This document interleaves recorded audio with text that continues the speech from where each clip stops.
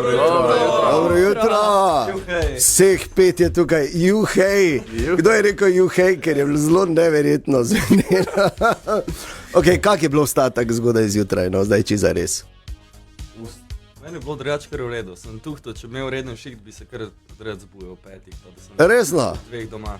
Cool. S našim urnikom pa to ne gre. Ne gre, ne? In kak je to taki hudi rez v vaš bioritem?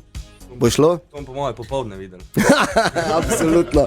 Ok, Joker Out, tu ste zato, ker imate 27.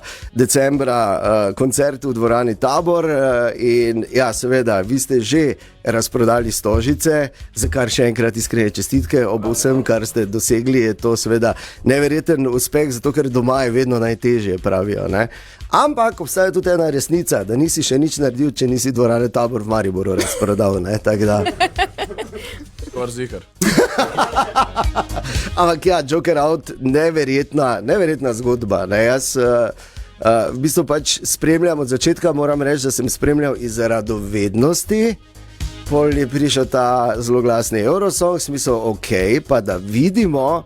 In kar je bilo zelo zanimivo, ta efekt, da dejansko Eurosong lahko naredi na mednarodnem nivoju nekaj, tudi za slovenski band je zdaj tudi pri nas realno, zato seveda iskrene čestitke. Ne? Ali ste dejansko mislili, da bo šlo to tak? Jaz, kolikor se spomnim, smo se res pogovarjali veliko o tem, ko so padale odločitve, a bi šli na Eurosong, a ne bi šli na Eurosong. In to, kar se nam zdaj dogaja, je bil tisti končni, ultimativni gol, ne? In nam ga je uspel zadeti, ampak je to nekaj, o čemer smo pač ne samo sanjali, ampak tudi se pogovarjali kot o realni opciji. Zaradi tega smo se tudi lotili tega Eurosonga kot enega zelo resnega projekta, ne samo za ta del Eurosonga, ampak za vse, kar lahko pride še bolj. Ja, in neverjetno, ne? Kje ste dobili v bistvu sploh... mislim, ta pot, ker zdaj, ko gledamo nazaj, se zdi, da je bilo vse izjemno dobro splanirano, je bilo pa verjetno dosti improvizacij in veliko negotovosti, verjetno, ne? Ja, definitivno. To, da si rekel, da dobro zgleda splaniranje, kar velika pohvala, da se kotalimo ob na vsakem slednjem koraku. Nekaj je splaniran, sem v glasbi vse toliko nepredvidljivo, da moraš biti zelo fleksibilen. Ja, absolutno, in ta zgodba je res in to se kar vali, ne? In potem iz enega velikega odra na drugi veliki oder, na vse evropsko turnejo, pogovarjate se tudi že o Ameriki in tak dalje, mislim, wow, in to v relativno kratkem času. Na koncu, največji odr bo pa dvorana Tabor. Najpomembnejši, ne največji, najpomembnejši, nisi nič naredil v Sloveniji, dokler nisi razprodal dvorane Tabor, to je seveda dejstvo. Zdaj, tudi sodelovanja, ki se odpirajo oziroma so se odprla ljudje, s katerimi imate kontakte, tudi to je nekaj, o čemer lahko velika večina glasbenikov v Sloveniji samo sanja, ne? Ja, pač imeli smo to neko srečo, da se nam je na tej poti pridružilo nekaj ljudi, ki so, bi rekel, nam že od nekdaj idoli. Elvis Costello bi bil verjetno Elvis Costello. Ko sem slišal to, da je to sodelovanje, sem rekel, kaj? Ja. In to tudi nekako je bilo tako, da je celo od njega prišla iniciativa. Iskreno, ne.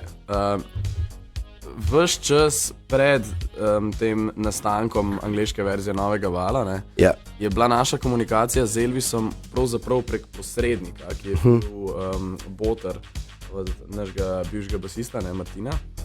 In mi smo tako precej, vse se je dogajalo, menili smo se, da bi lahko delali komando, ampak nismo bili čisto odstotni, da je to res. In smo imeli nek moment tega, a ta tip nas tako na polno... Ali je to sploh on?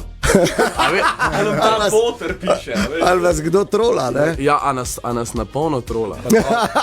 Neke te demote snima na telefon, kako poje. Ja. Res. To Elvis Costello ne dela, ne? Ja. Elvis Costello niti nima telefona, njegov telefon imajo drugi za njega, ne? Ne, res. Je dobesedno, dokler se nismo prvič slišali na BBC intervjuju prek Zooma, pa smo ga pač tudi videli pač na kameri. Jaz sem še takrat prvič rekel, ok, fakt, to je res. In pol ste dejansko naredili ta komad, brez da bi se srečali. Ne? On je to v New Yorku posnel, ne? In potem, kak je bilo združiti produkcijo v Ameriki, pa produkcijo doma potem?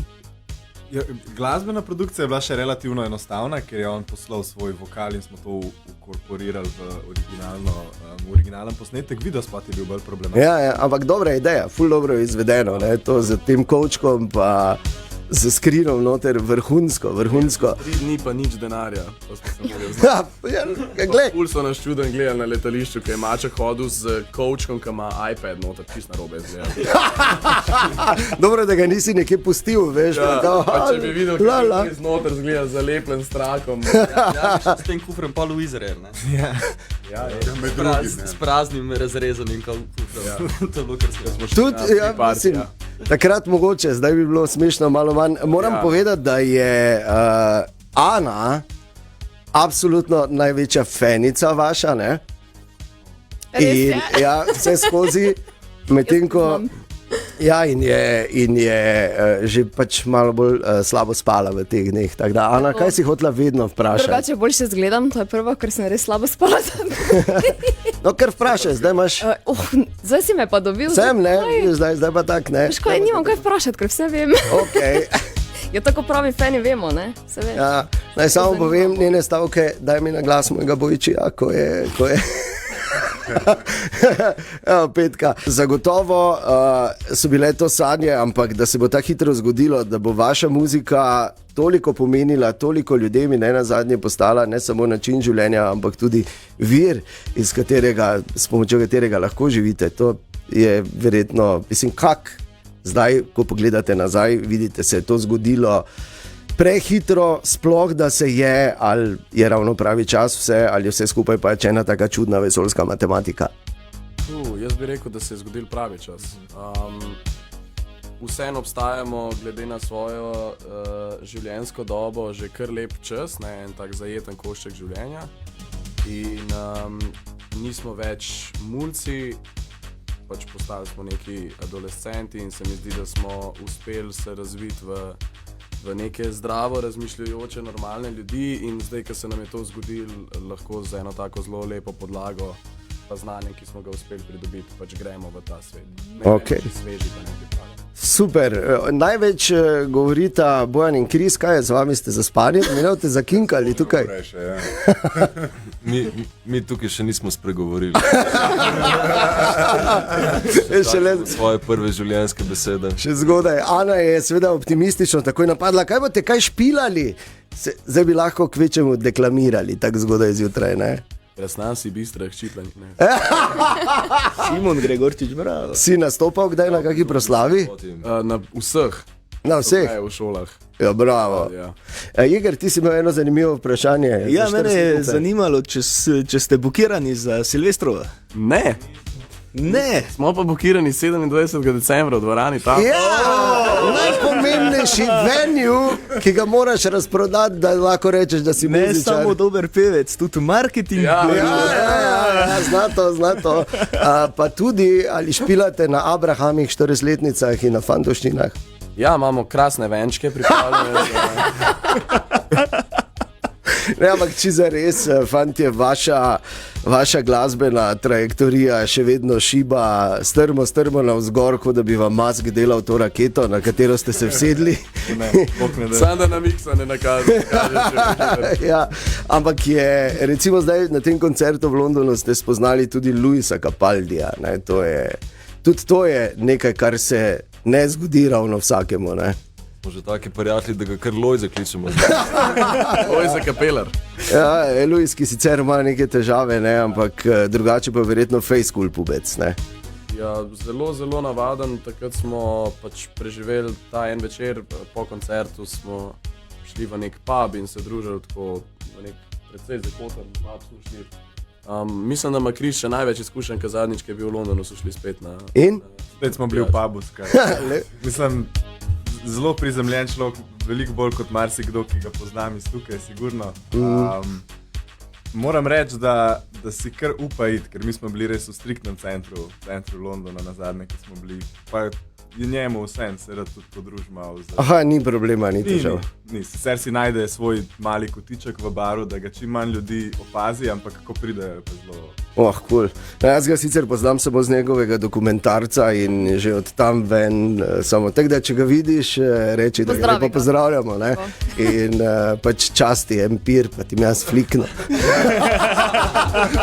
V imenu.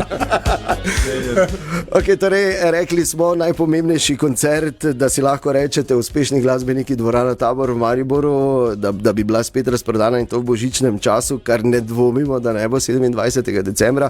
Drugače pa ogromno in 30. ste rekli konec, pol nekaj pauze. V tej pauzi je to ustvarjalna pauza ali samo pauza za to, da ste tako, kot ste vi trije danes zjutraj na Open. Ne, med to pauzo bomo pridni, ustvarjali nov album. Ne? No, the best. In se seveda že veselimo, potem pa še neke turneje, ki so napovedane. Kam se greste? Ja, naslednje leto smo zelo malo v Sloveniji, oziroma praktično nič. Z januarjem se selimo v London za prvo polletje. Tja bomo šli malo nabrati novo energijo, pa nove inspiracije, pa končno biti mogoče nekoliko več časa skupaj spet samo na spet. Ne? Okay. Tako da pričakujemo potem marca eno evropsko turnejo, ki smo napovedali predvčerajšnjem. Yep. Imamo 22 ali 21 datumov. Samo? Ja, samo. Se za en mesec. Ja, ok, no, se vedno, ne. Preveč enega počitka. In, potem pa pričakujemo precej močno festivalsko sezono. In za konec leta verjetno še vsaj eno tako headlining turnejo. Oh, the best. Albuma, ne? Ja, no seveda, jeseni. Jeseni torej, lahko kaj izdamo že? Pesmi bodo gor, ne? Koncert 27.12. Na, bravo! Spet prišli okoli. In kdor ne pride, ne sme kupiti novega albuma, samo toliko vsem tam ven. Ok, fantje, jaz moram samo še enkrat izraziti res iskrene čestitke za vse, kar se vam dogaja. Smo ponosni na vas. Da ne pozabite nikjer izpostaviti, da prihajate iz te naše male Slovenije in lepo je, ne, da prihaja ta ena mlajša generacija, ki je tudi v glavi ne vidi več mej, ne, in ve, da je vse mogoče in da je vse mogoče, če trdo delaš in se, mali fan je prišel, pozdravimo ga. Pomagati k oknu. No, in da je res vse mogoče s trdim delom. Mi smo vaši veliki fani in vam želimo vse dobro in upam, da se še kdaj vidimo v Totem studiu. Res vse dobro, fantje. To so bili Jokerov danes zjutraj v Totem studiu.